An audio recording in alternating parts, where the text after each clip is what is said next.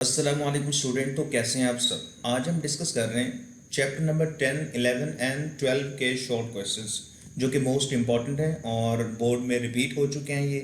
और different boards के अंदर जो है ना ये क्वेश्चंस बहुत ज़्यादा देखे गए हैं और ये आपको पता होना चाहिए कि ये आपके स्मार्ट सिलेबस के मुताबिक। और आप याद रखें जो आपके एक्सरसाइज के रिव्यू क्वेश्चंस हैं उसमें जो भी क्वेश्चन शामिल हैं वो सब कुछ इसके अंदर जो है ना वो मैंने शामिल किए हैं। फ्रेंड, इस लेक्चर का सिर्फ और सिर्फ ये मकसद है कि आप अभी अपने आप को जज करें कि कौन कौन से टॉपिक्स, कौन कौन से क्वेश्चंस अभी तक आपने तैयार नहीं किए हुए, ये सोच के कि इसे बाद में करेंगे।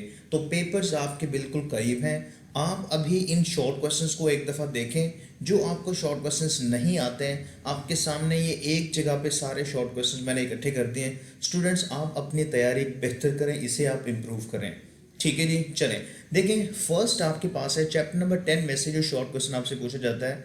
देखें, distinguish between longitudinal and transfer waves. Student, question number 2 आपके पास है, right any two characteristic of a simple harmonic motion. देखें, ये बेसिकली लॉन्ग क्वेश्चन में आपसे पूछा जाता है, लेकिन फर्स्ट चैप्टर का जो फर्स्ट लॉन्ग क्वेश्चन है सिंपल हार्मोनिक मोशन की, जो पेज नंबर 5 पे 6 पे आपको इसकी करेक्टरिस्टिक नजर आ रही होती है। स्टूडेंट्स, आप लाजमी शॉर्ट क्वेश्चंस के लिए भी तैयार करें। देखिए, अच्छी बात ये होती है कि अगर आप उनमें से वो पॉइंट्स आप लिखें जिसमें फॉर्मूला भी यूज हो रहा है, जैसे a acceleration directly proportional to minus x. Third question जो है ना वो आपके पास है, calculate frequency of a sound waves of speed 340 metre पर second and wavelength is 0.5 metre. Students, पहले मैं आपको एक लेक्चर बता चुका हूँ, दे चुका हूँ स्टूडेंट्स, उसमें जाके आप चेक करें कि आपके पास फर्स्ट चैप्टर के और सेकंड चैप्टर के कौन कौन से न्यूमेरिकल्स इंपॉर्टेंट हैं। वो मैं आपको उस वीडियो का लिंक डिस्क्रिप्शन में दे दूंगा, आप वो ज़रूर चेक कीजिएगा। नेक्स्ट आपके पास क्वेश्चन है, question number 4, define simple pendulum and right the formula for its time period. Student, question number 5 आपके पास है, define time period, frequency and amplitude. इनमें से कोई आपसे डेफिनेशन पूछी जा सकती है,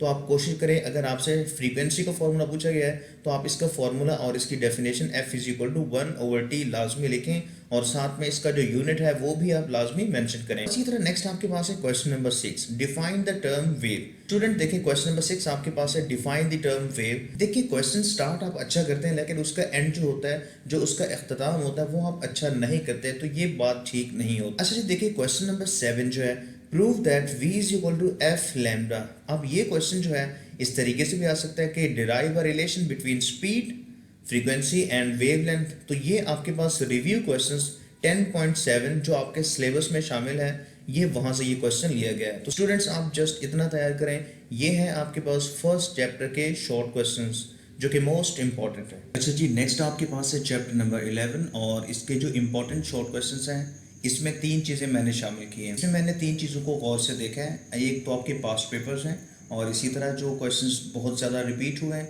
और जो आपका स्मार्ट सिलेबस है और जो आपके रिव्यू एक्सरसाइजेस के जो क्वेश्चंस हैं ना, उन सबको मिला के ये सामने आपके एक लेक्चर तैयार किया है। आप इसे तसल्ली से देखें, इन क्वेश्चंस को आप देखें कि क्वेश्चंस किस तरीके से दिए जाते हैं और हमने उसमें कितना कुछ लिखना है। सो फर्स्ट क्वेश्चन आपके पास है, student differentiate between pitch and frequency. अब देखें, एक दफ़ा बोर्ड में ये क्वेश्चन कुछ इस तरीके से है और ये क्वेश्चन आपके रिव्यू क्वेश्चन में भी शामिल है। देखिए स्टूडेंट, ये क्वेश्चन कुछ इस तरीके से भी पूछा गया है कि define pitch of a sound, what is the relation between pitch and frequency. तो आपको पता होना चाहिए चैप्टर नंबर 11 के अंदर जो फर्स्ट आपके पास टॉपिक है करेक्टरिस्टिक ऑफ अ साउंड जो है स्टूडेंट्स, उसमें ये आपके पास कुछ करेक्टरिस्टिक आपको दी हुई होती हैं और स्पेशली जो साइड पे ग्राफ बने हुए हैं, अगर तो लॉन्ग क्वेश्चन में आ जाए वो ग्राफ आप लाजमी बनाइएगा जिसमें आपने ये मेंशन करना होता है कि फ्रीक्वेंसी किस में कितना कम है, किस में कितना ज़्यादा है, पिच डिपेंड कर रही होती है फ्रीक्वेंसी के ऊपर। तो ये चीज़ें आप वहाँ से अच्छे तरीके से तैयार कीजिएगा। नेक्स्ट क्वेश्चन आपके पास है, question number 2, define intensity of a sound. आपके पास जो इसी चैप्टर नंबर 11 के लास्ट वाला टॉपिक है, ठीक है, अल्ट्रासाउंड से पहले वाला, तो उसमें आपके पास है इंटेंसिटी ऑफ अ साउंड। याद रखें, इसका यूनिट अक्सर स्टूडेंट्स भूल जाते हैं, वॉट पर मीटर स्क्वायर होता है, ये आप लास्ट में लिखेंगे।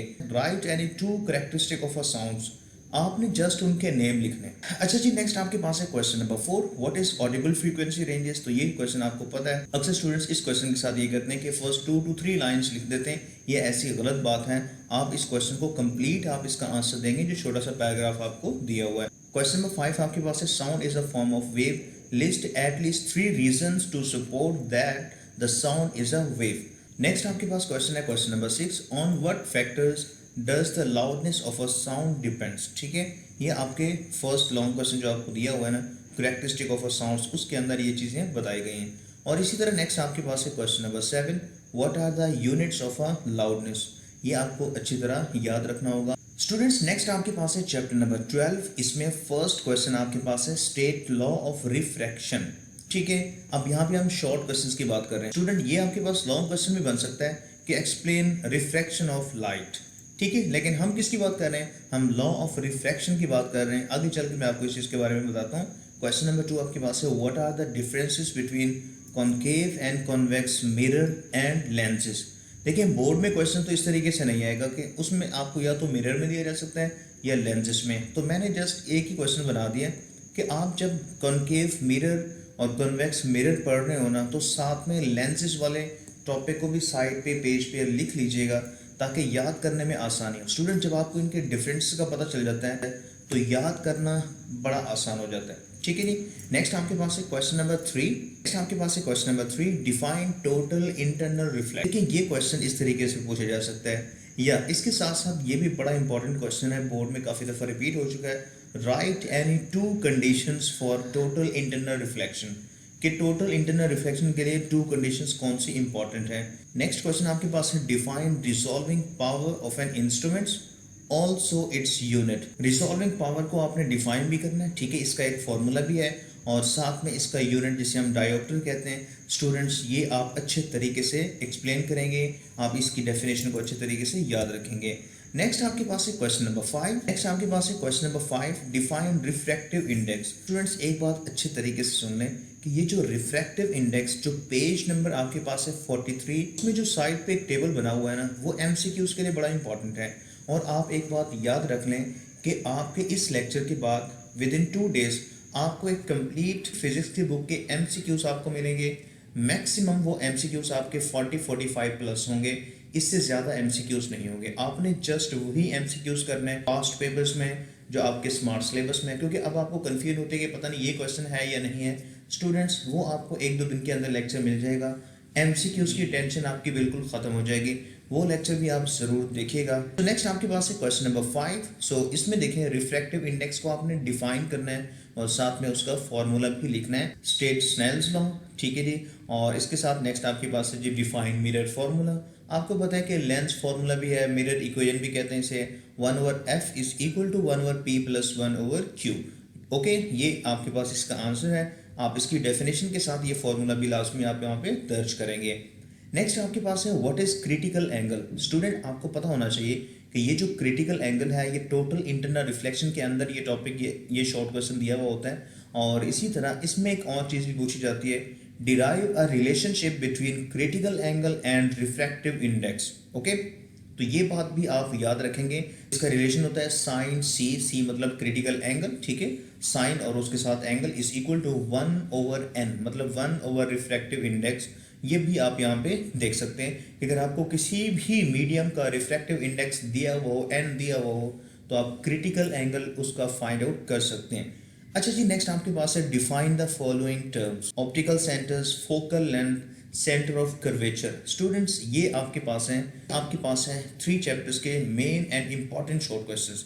देखें जब आप बोर्ड के एग्जाम्स के लिए जा रहे हो ना, कुछ दिनों के बाद आपका एग्जाम्स होने वाले हैं, इंशाल्लाह बहुत अच्छे होंगे, आपको ज़्यादा स्ट्रेस लेने की ज़रूरत नहीं है, इजी है, आसान है, सिंपल है, कोई ज़्यादा प्रेशर नहीं है। स्टूडेंट्स ये थे आपके फर्स्ट 3 चैप्टर्स के इंपॉर्टेंट शॉर्ट क्वेश्चंस और मैंने आपको पहले बताया नेक्स्ट 2 दिन के अंदर आपको कंप्लीट बुक के एमसीक्यूज मिलेंगे और इंशाल्लाह साथ में आपको केमिस्ट्री के भी लेक्चर्स जो है ना वो गेस्ट पेपर और साथ में उसके इंपॉर्टेंट शॉर्ट क्वेश्चन भी 1-2 दिन के अंदर आपको लेक्चर मिल जाएंगे।